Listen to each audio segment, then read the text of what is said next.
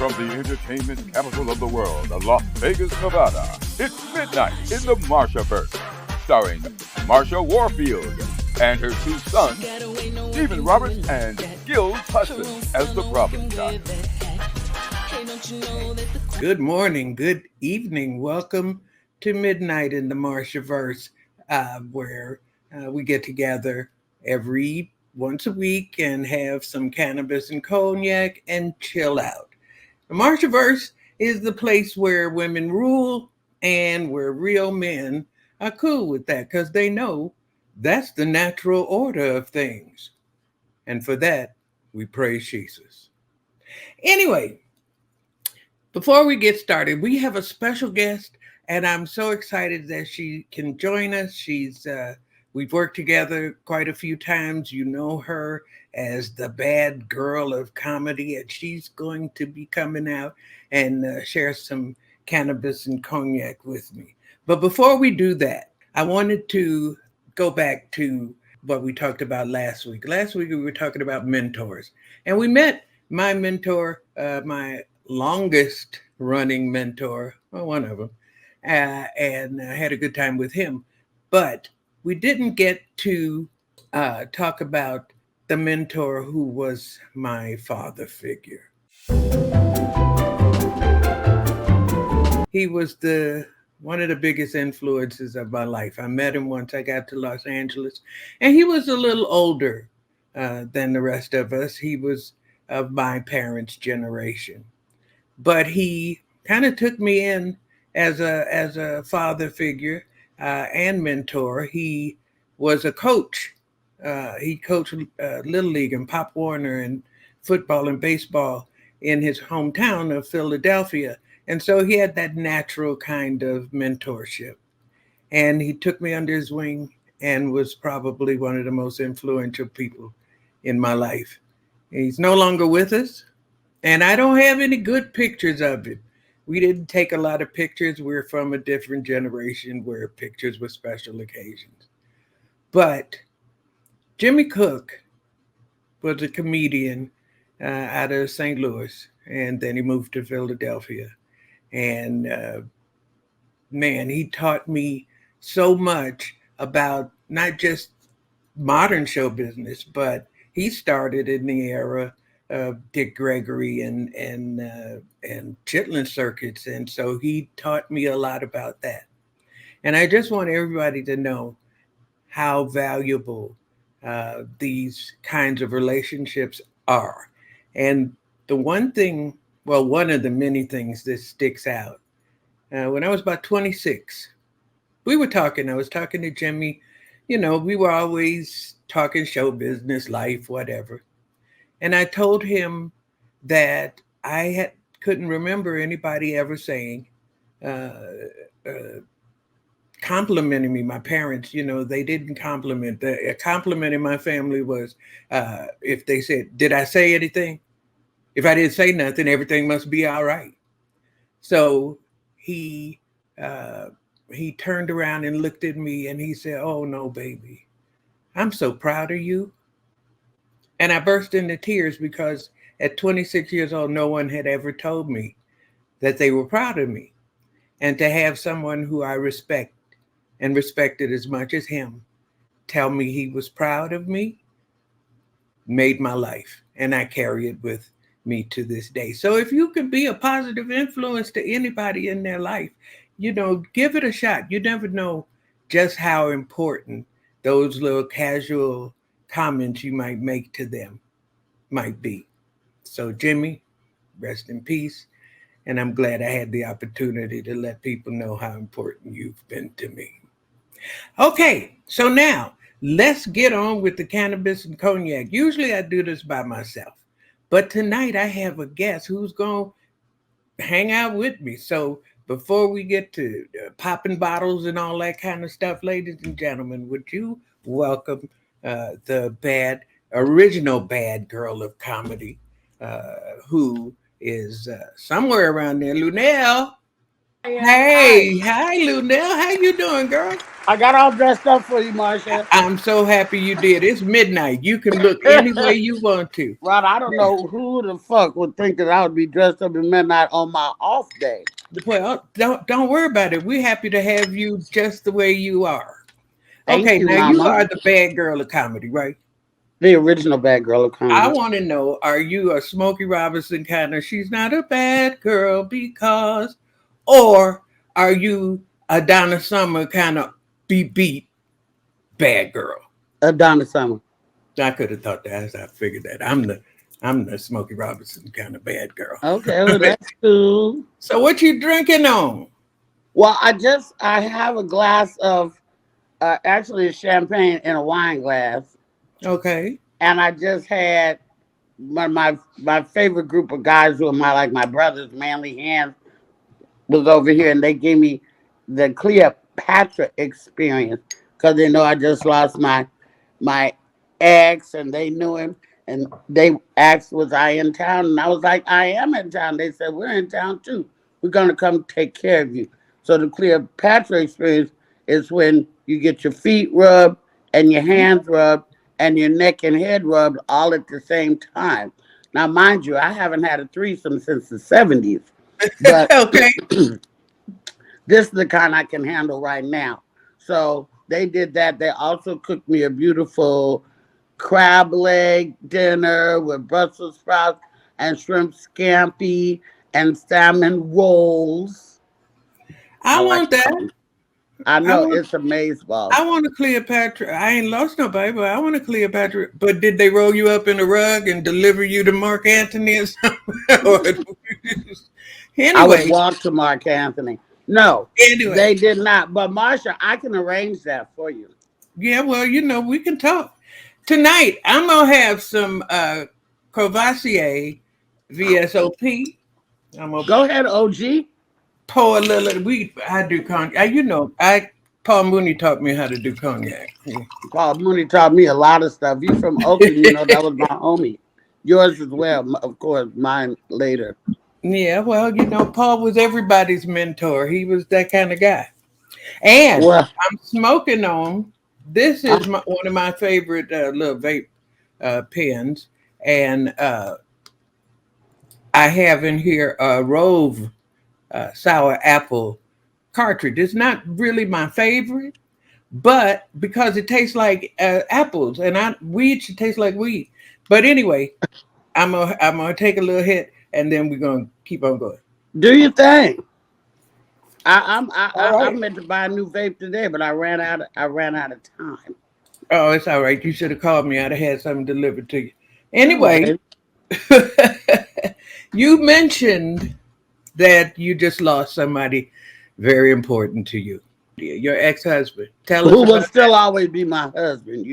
Let us We pull. didn't have one of those divorces where I can't stand you, motherfucker. I hope I never see it. It wasn't like that. Well, we're So gonna pour one out for him. We ain't gonna actually pour one on the I'm gonna rug. pour it out for him in my mouth. Okay. Yeah. Tell me about it. He was an electrician. We got married 3 months after we met. I stayed married for like almost 20 years. But I divorced him 8 years ago after I couldn't find the motherfucker for like 11 years. Anyway, and so but then when I did, he was very, very sick, and I just continued, we stayed like together till the end in Yeah. that respect. Well, you have our condolences, all of us here, keeping you in our thoughts and prayers for those who do, and I hope everything works out well for you. And That's why the boys came today to take care of me.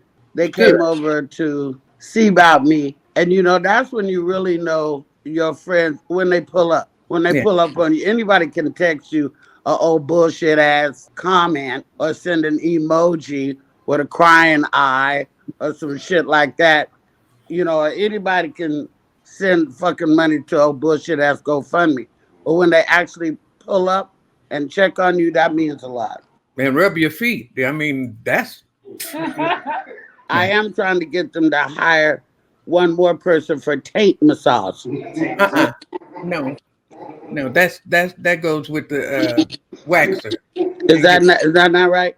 No, you get that from the wax chick. Anyway, Massage. Think about it. anyway, we have had a few experiences together. Like I met you the night that the LOL Awards, right? Right? Yes, and we got to ride the bus together, and we were there and received awards together, and took pictures together. And you was dressed like a gangster from a '30s movie, and I loved it. Oh yeah. Well, I was being Granny Mac that night. Yeah, Granny Mac. But it was the first night out for me after having been off for so long, and to be honored in my kind of re-debut was quite an experience. But Marsha, here's the thing: for those who know, they should know. I remember when Richard had his show Pryor. I remember the scenes that you and Richard Pryor did. I remember that scene you guys did in the restaurant. You end up kissing and falling on the floor and acting, doing all that kind of wild stuff. And then I remember Night Court when it first started. And I remember you doing stand-up. You're part of my zeitgeist of my comedic history in my head. Nobody would think that fast forward, 30 years later, we'd be doing a movie together, playing old biddies, which was really, really great working with you. You're the best, like, straight motherfucker with a punch. Like, you play straight, but then the little shit you say, it'd be like, oh, why did I think of that shit? You know what I mean? You got a great shirt on, say American. Because you're American treasure. And you are Marsha motherfucking Warfield, and bitches better bow down. And I don't care if you make them, I will. Well, then you come back every week and just hype me up, okay? But you got your own credits, and by that time that was about your fourth, fifth movie with Nick Cannon, right? Yeah. Yeah, you worked with him a lot. How many movies have you done? I'm not sure. I don't know. Well, if we count the bullshit movies along with the blockbusters, I might have done about 15. Okay, what was the biggest bullshit movie? The biggest bullshit movie? Yeah. I think School Dance, that Nick also wrote and directed. That had me and Cat Williams and Kevin Hart and Mike Epps and George Lopez and blah, blah, blah, blah, blah, blah. A whole bunch of people, Tiffany Haddish and shit. We was all in that movie. Lil Rel and everybody was in that movie. And it was really funny, but it was no blockbuster. So it was in that respect, it was bullshit. But it was a great movie. I still love it. I think it's hilarious and I love it. My biggest bullshit movie was Can I Do It Till I Need Glasses? What? It was, you can't even find it on the midnight movies section in Blockbuster if you could find Not Blockbuster. Okay. And I played a sperm. And a sperm? So did Robin Williams. Robin was one of the sperm. That sounds like a Woody Allen movie shit. No, it was Mike Cayley who owned the Laugh Stop. And he had done a movie before called If You Don't Stop It, You'll Go Blind. Oh, my God. And so this was the era of like when Arsenio did Amazon Women on the Moon and they had these vignette movies. It was one of those, only it was a low budget. It sounded. So what do you think the biggest movie you did was financially and all that? The biggest? DC Cab. Well, good morning, honey. Come on. We're gonna have to stop meeting like this. Get going, Albert. Listen, Harold, I quit. It's the third time this month I've been ripped off by the same punk, and I'm not having it no more. You can't quit on me, Ophelia. Listen, honey, you're the only good driver I got. Watch me. Wait. I don't work for you no way. I work for some punk in a ski mask. I'm going over to Emerald and drive for them. You're not gonna be happy at Emerald, you know it. I don't deserve to be this happy. Get out of here before you get hurt. All right. We still got that cab with your name on it, Ophelia. I'll wait for you outside, baby. Get out of here. Yeah, right. I say you ain't going nowhere! That's right. Don't do this now.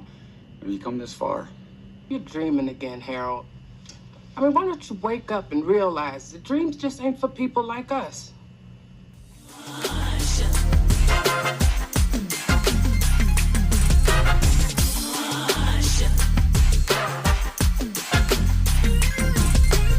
She got away, no one can do it like that.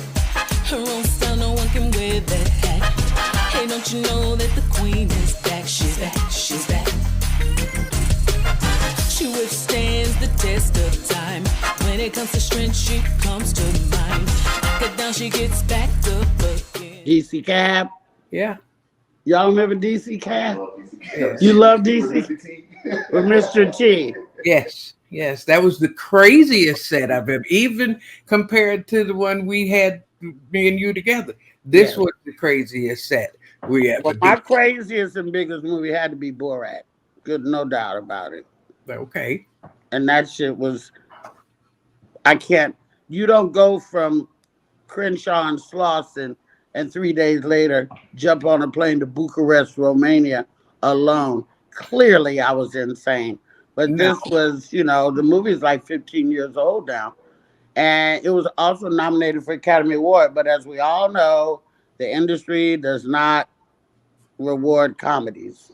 Yeah, but our life, this life that has afforded us round the way girls, the opportunity to do things like that is probably the biggest bonus that we have. It's a flex for sure. Yeah.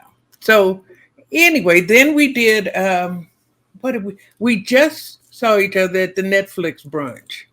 Yes, they were just talking about the Netflix brunch. My guys were talking about that tonight because that was a flex as well. Yeah, it was. Usually I don't get invited to shit like that. Me either. But to see Sinbad. And you know what I told him? Because Sinbad, he couldn't walk. He was, he was in a chair, and he was a little slurry and a little slow. However, wasn't he talking shit that night? Okay, no, he got his faculties. He's ready to roll. He's ready to roll. I told him I liked him better when he couldn't talk. He talked so much shit. And do stand up, and I couldn't have been more happy to see him. Me but too. I also wanted to ask you because you mentioned him. Tell me about Cat.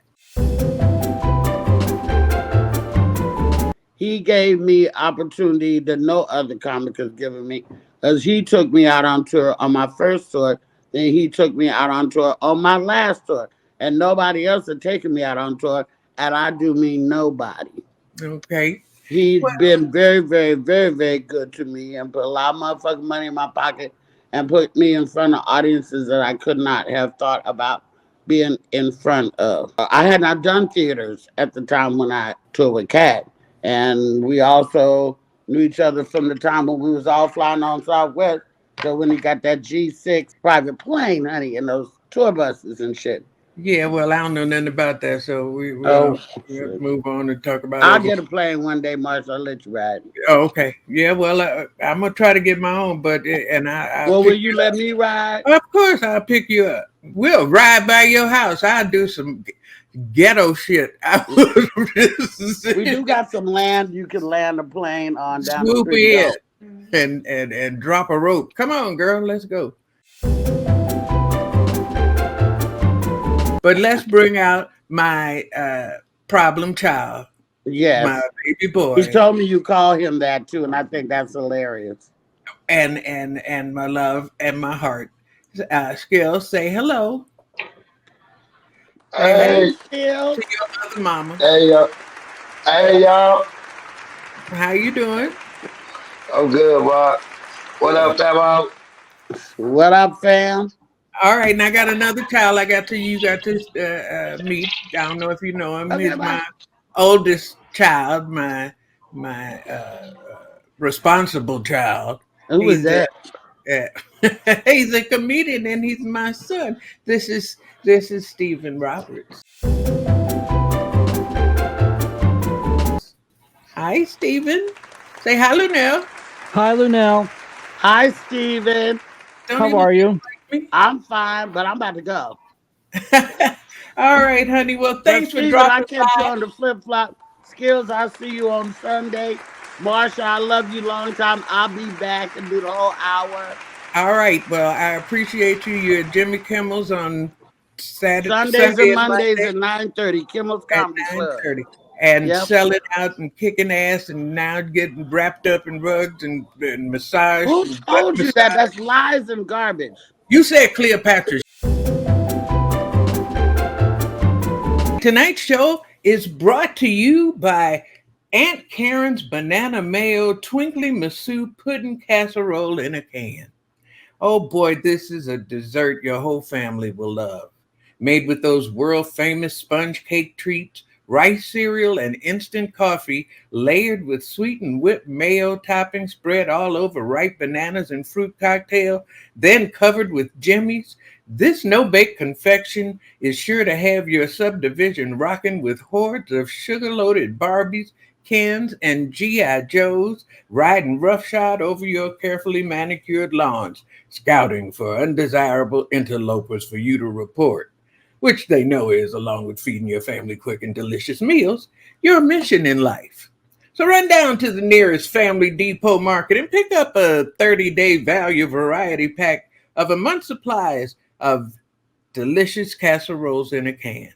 And remember, Aunt Karen's no salt, gluten, and flavor-free meals are so good, you might have to call the police on yourself. How y'all doing? Oh, good, man. All Just a right. little cooler. Is 102. Oh, so you done cooled off, huh? Yes. Okay. Got So my drink. what you drinking and smoking on, honey? I got some Cheetos and Gatorade. I got some sativa and it's 31%.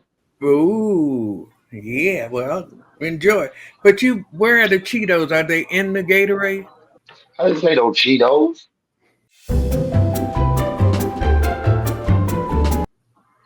I got some Cheetos and Gatorade. Sorry for the gravelness in my voice, but I meant Cheetos. Oh, okay. Thank you so Cheetos. much. And Stephen, I see you with a can of something. What are you drinking? Canada's best, Canada Dry. Okay. Cheers. So Yeah. you are not a smoker. You're not an imbiber. You are our designated driver, Yes. and I appreciate that.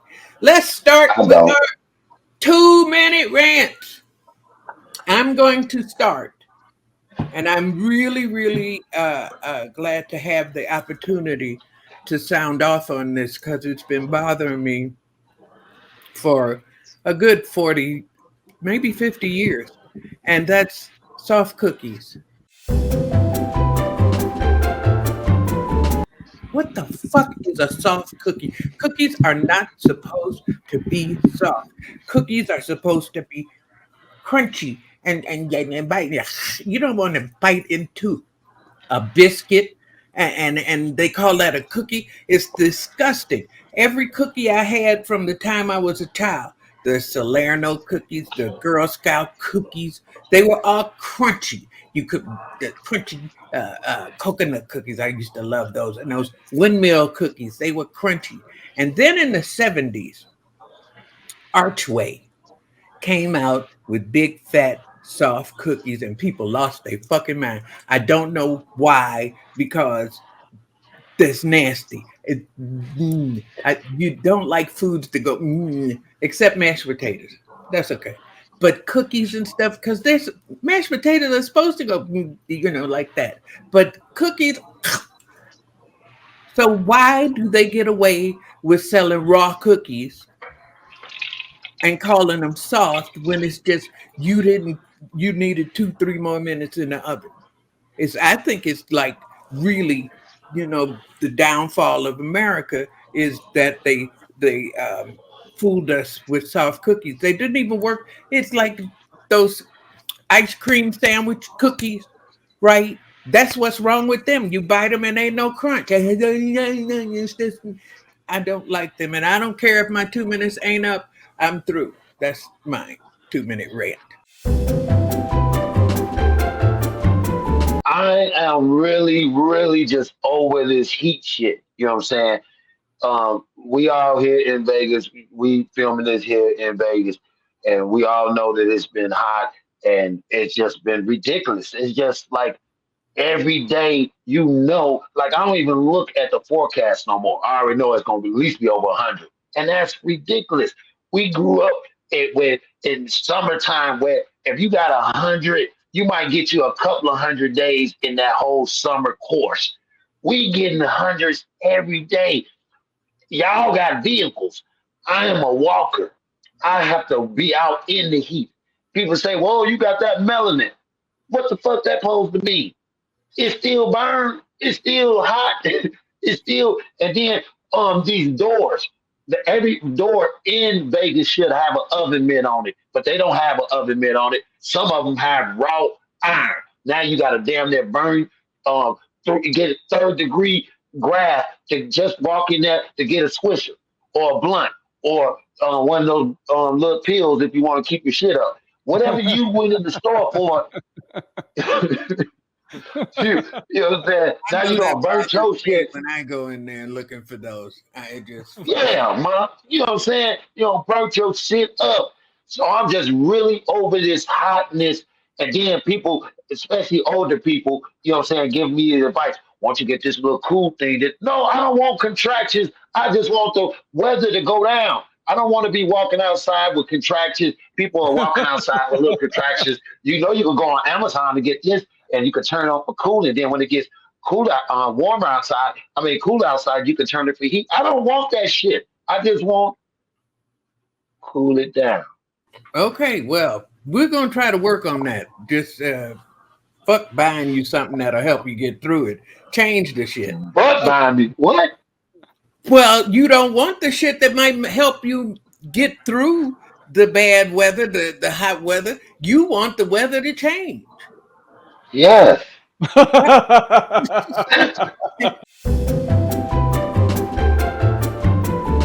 People's behavior in baggage claim has gone off the rails. Like, who do you think this is? What do you think this is? Do you think this is, a competition? Why can't you just wait? If I were in charge, I would make everybody. I would put a line around the bag conveyor carousel, the bag carousel. I put a line around it and make everybody stand two places back behind the line. And when you see your bag, then you have to raise your hand and you have to ask if you can go across the line. And then when somebody says you can, then you go. Because nobody can like behave themselves. Why do you have to stand with your knees touching the damn thing and you're right there, but there's 15 people behind you who their bag has come down, but you're going to stay right there until you get your bag? Why can't you move out of the way politely? Why? And by the way, I'll be the person that tells who gets to cross the line and who does not. I had no doubt that you. But I'm going to give you just one word that might help you in these situations. Oh, dear. Elbows. Oh. Just remember. I don't want to. Why should I have to? I told you, it's like Gladiator on that thing. Why? One old lady, you pow, and you won't have any more problems. You probably won't be allowed to fly anymore. Yeah. So there you go. Problem solved. The problem solved. I'm a fixer at heart.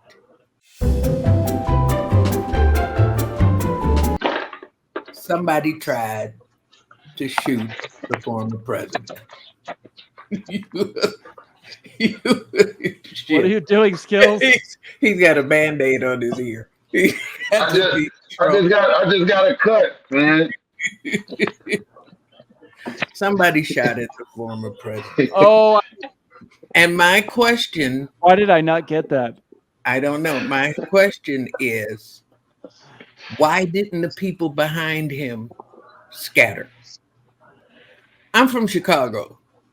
If we hear gunshots if we hear a car back up, if we hear anything, a balloon pop that sounds like a pop, we do not Yeah. stand around and wait to see what happened. We do not look to see who fell because that person will probably get trampled as we run the fuck away from the sound of the bullets. Them people stood there like this. Yeah. They didn't move. How come? That bothers me. Look, Did you notice that? look, yes, and look, that was my debate with a person that's an avid Trump supporter, right? Last night after the show, and this was what their rebuttal was. They said because they're military, they're ex-military. They said that most of those people behind him go to ranges and what's the name, and they are desensitized to like gunshots and everything. So that was he said that was the reason why they did. I'm like, but that's the way he said. He said that That's those people. right. I know. You don't have to worry on the gun range because everybody's shooting that way. But if you hear bullets coming from that way, you're gonna move. You're gonna get the fuck up out of there or try to go get that person who's shooting the wrong way. And this was you see somebody fall in front of you and you done heard pop, pop, bang, bang. I'm getting the fuck. I don't care if I had to knock everybody down. I'm going away from the. But that's the way we did in Chicago. You know, it's not. I think it's blinded. I think it's blinded. Blinded. What's the not love, but love and adoration. What's it? Adoration. Actually, blind. Yeah.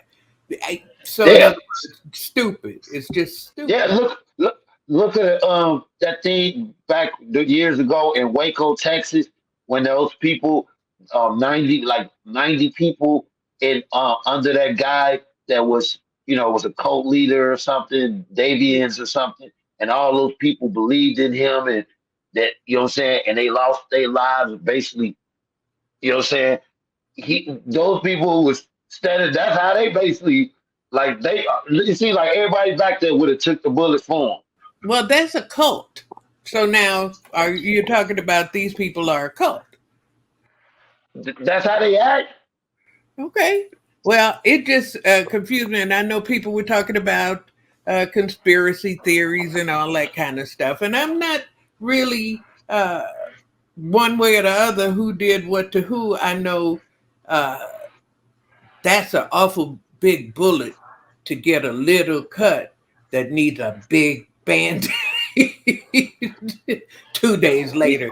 It just don't make sense. They got so much information coming out.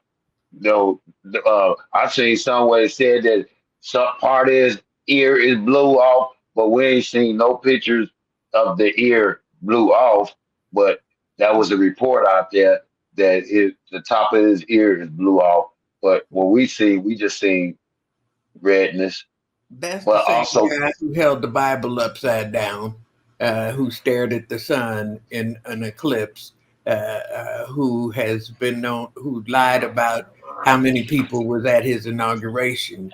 There is a healthy bit of skepticism built into anything he says, as far as I'm concerned, because he has so bodaciously lied. And Biden finally said that when they interviewed him recently about his bad debate. He said, yeah, I had a bad debate. But did you hear what the fuck he said?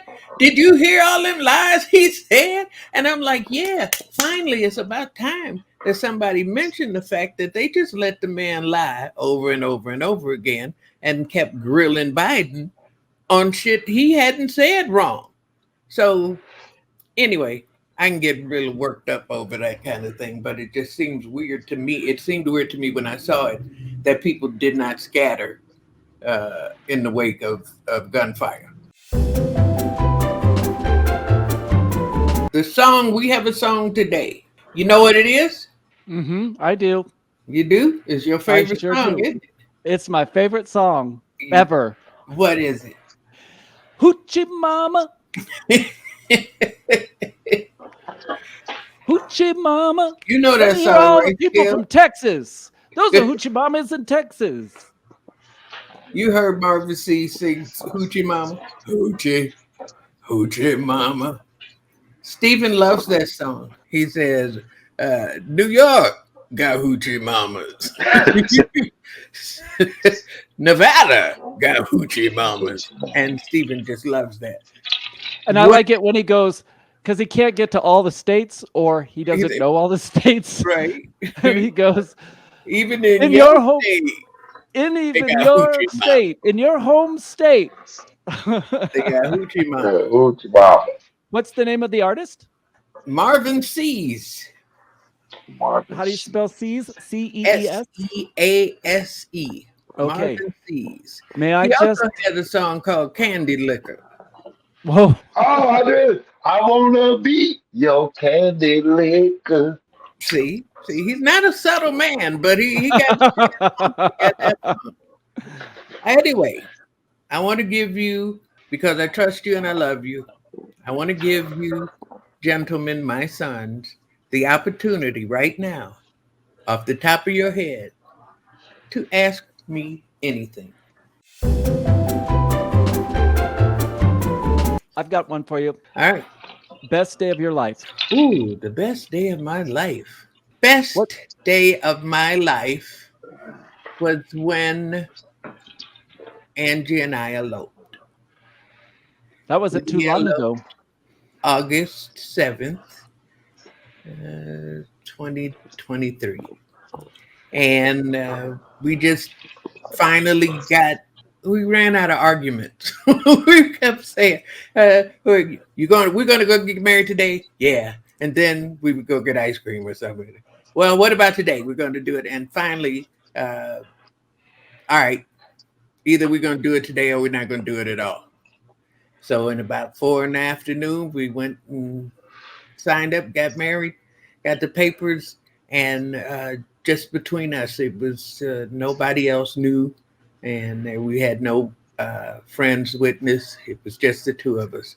And so I have to say, and it came at a time when my sister was dying, and it was kind of like, it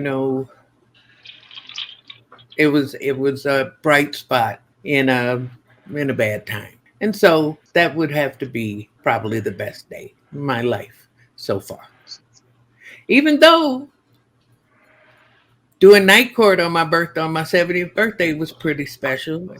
Being brought up on stage by Richard Pryor was pretty special. And having my mentor tell me he was proud of me was special.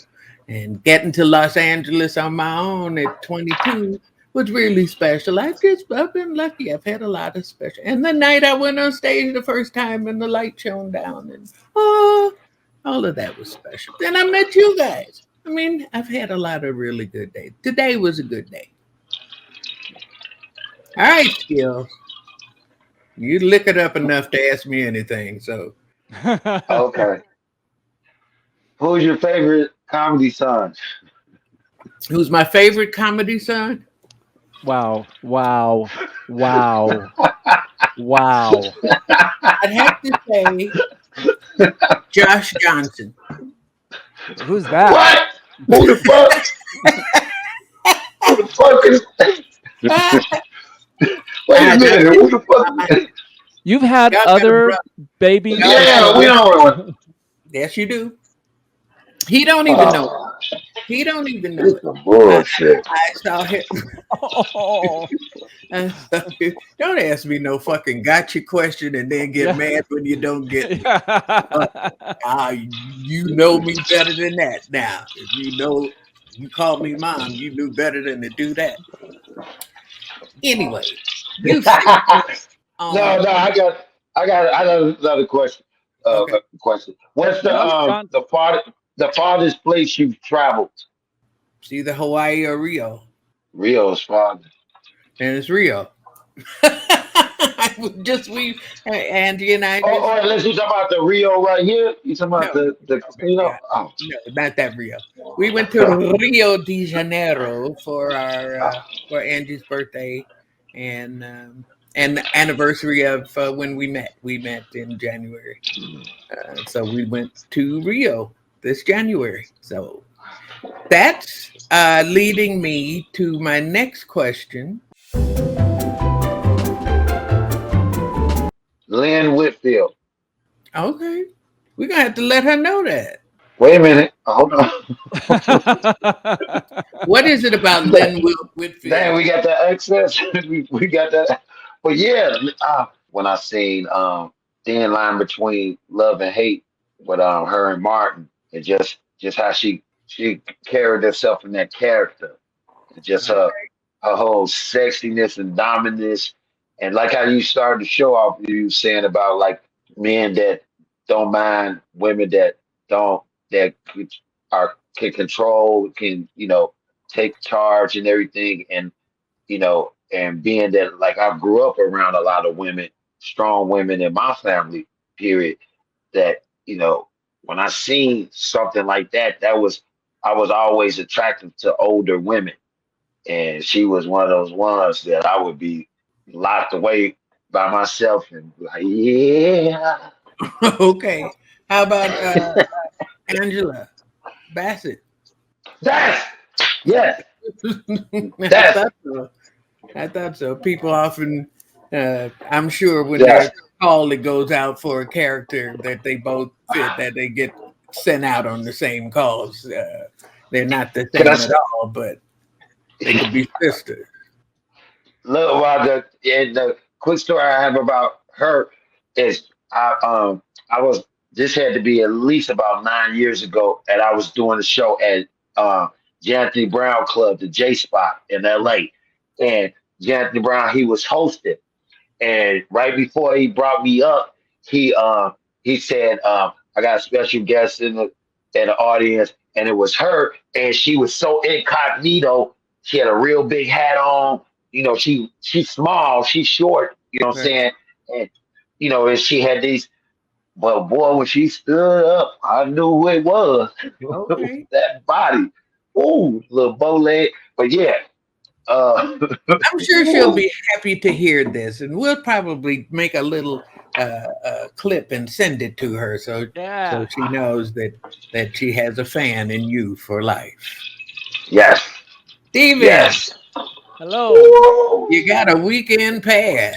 Yes. Anybody in the world you can have for that weekend. Okay. 1984 version of Carrie Elwes. So Carrie Elwes was the Pirate Roberts in Princess Bride. Do you remember that movie, Princess Bride? That's your weekend pass? Oh yes, for sure. But he doesn't exist anymore. So if I had to do something today, it would be Timothy Chalamet. Can you name somebody we know? I don't know none of these people. Timothy Chalamet. Do you know that the movie Dune? Okay, vaguely. He's the name star somebody of that. black there. Oh. How dare you? No, I'm sorry. All right, let's flip the question and to both of y'all. If you could, a black person, you could have a weekend pass with Stevie. You know what? I don't know his name. I'm looking right now. Make Skillz go next. All right, who's a white person, the white woman that could get it? I would, but she not white. I would go say Selma Hayek is okay, yeah, but she not white. Yeah, she's nice. She's white adjacent. Okay, well, I guess that's gonna have to be. Well, hold on. Oh, Nikki Glazer. Nikki Glazer. Yes. Yeah, she can get it. She's a comedian. Yeah. All right. Did you find him yet? Hold on. Michael Ealy. Michael Ealy. Okay, I know who that is. Wait a minute. He's in the news right now for picking up Megan Good in front of her boyfriend, hugging her and picking her up in front of her boyfriend, Jamal. What's his name? Mr. Neighbors, the guy from that played in Jonathan Majors. Yeah, that like when you see somebody you ain't seen. Michael Eden, they just did a movie together. Him and Megan Good. Megan Good is in a relationship with Jonathan Majors. And so Majors. So when Michael Ealy hugged her he hugged her and picked her up like this. And then he didn't acknowledge, dude, he didn't acknowledge him. He started shaking other people's hand. I was gonna say, was You he know what I'm supposed saying? to hug him and pick him up too? No, but it was like, it was just, people like, It's oh, disrespect. How you gonna disrespect yeah, a woman like that before yeah, they yeah. People were saying, in no way my woman feet supposed to leave the ground. Oh, that's the standard now? Is that on the Hallmark card or something? Like how Yeah, you disrespect a man's woman or something? yeah. My If her woman, feet that leave the my ground. woman, my woman feet. If y'all hugging, her feet better not leave the ground. Well, what if she takes off and runs toward him and then jumps up and wraps her legs around him? Is that Oh, it's over. She might well stay in that position.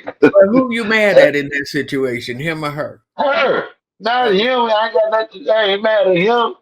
He the receiver. She the one who So ran when the jump. go straight to her But in butt. that situation, Michael Ealy, he did she like, cause when she went up, she did that, like, that move some women to do. She like held her hat and was like, Yeah. So she wasn't upset about it. She was amenable to it. It was cool. yeah. But you could see like it bothered him. Like he had his what's the name? He playing with his glasses and doing this shit like he don't see it. So what would you Like do? You with your he, woman, and here comes Michael Ealy, and he grabs her and lifts her up off her feet. What you gonna do? oh, I would be funny about it, but I'd be like, feet on the ground, feet on the ground, feet on the Okay. ground. All right. And then I would tell her later, Mom. I would tell her later when we talk. I was like, "Hey, I'm my bad. This is my bad. We didn't have this talk, so let's have this now." Um, when we're out in public and we see people that we've known or been in situations before we or met, and I understand that happens. Feet stay on ground. Let's make All that right, now, but turn it feet. around. Here comes Cutie Pie with the packed booty, and she runs up to you and goes, Skillz, and throws herself in your arms, and you standing next to your woman. Oh, good. I know how to. I know how to throw this arm up. I Oh, know how okay. to throw You this. gonna strong arm the girl. Like elbows Like, again, elbows again. okay. You two It's and your like, elbows. that's what you gonna do? Just Yeah, if they coming in hot, Oh, if they okay. coming in hot, I'm right here with it All right. All because right. because I don't been busted too many times in my lifetime in situations. Don't have stuff on like just from hugging a chick and I ain't even do nothing. And then I get home and I got glitter all on the side of my face. And now the person I'm with just now don't make this whole story in their head that I've been making love to a chick for 45 minutes. That's the only way I got that much glitter on my face is the only way because you've been passionately digging somebody out for 45 minutes. I don't like to answer questions like if I had a weekend pass because I would never get a weekend pass from my wife. Uh, that's just not going to happen. And so if I No, did, that's not fair, man. That's not fair. That's if not I fair did, how you set it up. Look, you see how she set it up? Now, we could have did that too. If that's not our my fault that you significant don't know how others to see have our relationship in the beginning. That's not my fault. You don't know how to. You should just be quiet and take the lesson. This is how you do that. I love my wife, and so it's hard for me to entertain these kind of questions. But since it's all theoretical and just for shiggles, then if I had a weekend pass with anybody in the world, y'all better lock up Johnny Jackson. That's all I got to say. Just lock up Janet Jackson because if she come up missing, I got that weekend pass. Escalators. I don't like stairs much anyway. I feel like if you have room for 2 stairs, you should put in an elevator because we should have handicapped spaces that are not handicapped, adult, real grown spaces for old people that just are accessible. Because it's not like getting on stage in some of these clubs. I have to jump up on the stage because it's people younger can get on easy, but me, it takes a real effort. They have to pull me up on stage, and somebody, the host is pulling me, and the people behind it like pushing my butt to get on stage. That's just Aw. too much. So if you have enough for two stairs, put in an elevator and not an escalator, because you can fall off an escalator. I need walls when I go up, and so I don't like stairs, and I don't like that. My fear is escalators, and not escalators going down, escalators going up. I refuse to take escalators going up, even if it's like just nine step. I'm not. I'm going to take that elevator. When I did used to drive, I did not like at all if when you're going around a curve, any curve, if a truck is by you, any of those 18 wheelers, I hated that. You know what I'm saying? And see, I usually try to speed past, but like if there's a car that wanted just now in the speed lane or whatever lane that I'm in, want to try to block me in, motherfucker, let me by. I don't want to be caught up in this because, especially like, because that curve, it just always seems like it's pushing in the curve as I'm going around it, it seemed like it's getting thinner and thinner. And then the truck seemed like it want to just push you in. Let me out, motherfucker. Let me go around the curve, please. Okay. That's why I Well, ride the bus now. It would be the dentist when I have to get more than just a cleaning. I go crazy, and they give me hard drugs for that. really? Yep, yep. Because I was in a wreck when I was a little boy. I was in a bicycle accident. I was like 8, and I went over the handlebars face first, and then my mouth and my nose hit the asphalt first. Ow! Yeah, and so I went. So they called the dentist. It was a Sunday, and they called the dentist, and he met us there, and then he did some work, and then I had to go to the emergency room and have my chins stitched up, and so what I've been told is that I'm having PTSD from that accident because of all the stuff that happened. Right. And I go, so one time they called me and said, you can't take all those drugs before you come because the dentist needs you to bite down. And if you're too drugged up, you won't be able to bite down accurately. And so I was like, I got to take something. And they said, okay, take half of a half of Xanax. And I was like, okay, that's what I'll do. So I took half of a half, a quarter, and I went and I ended up bawling. And the dentist was even drying my eyes with a Kleenex, and I was supposed to have a cleaning after. And he goes, what we're gonna do is you're gonna go home, you're gonna have a sandwich or lunch or whatever, and then you're gonna take 2 more of these, and then you're gonna come back, and then we'll see you again. I was like, I told you. Uh, well, we all have something, you know. We Yes. all have something, And and I'm afraid of the dark too. really, Yeah, you I sleep am. with the light on. No, because I have a husband next to me. Okay, Yeah, that helps. but you don't like the dark. I don't like to be walking around in the dark, especially outside. I just I'm old enough that I can control it and do what I got to do, but my blood pressure goes up. Well, I don't like daytime. I don't like daytime. I only go Me out in neither. the daytime if I have to. And so these times when I can get together with you guys and our special guests like Luenell, and we can have some cannabis and cognac and talk smack and all that kind of stuff are special to me. And I thank you so much for being here. And we've had a great discussion this week. And I look forward to seeing you next week where we'll talk about more stuff. Love you, Thank Mom. you so much.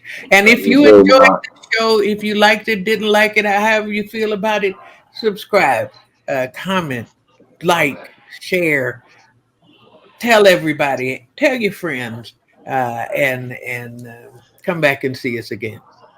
Thank you all. Yes. And Earlene in the booth, thank you too. Good night.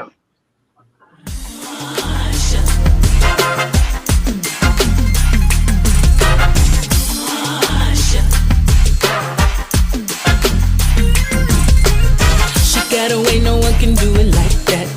Her own style, no one can wear that hat. Hey, don't you know that the queen is back? She's back, she's back.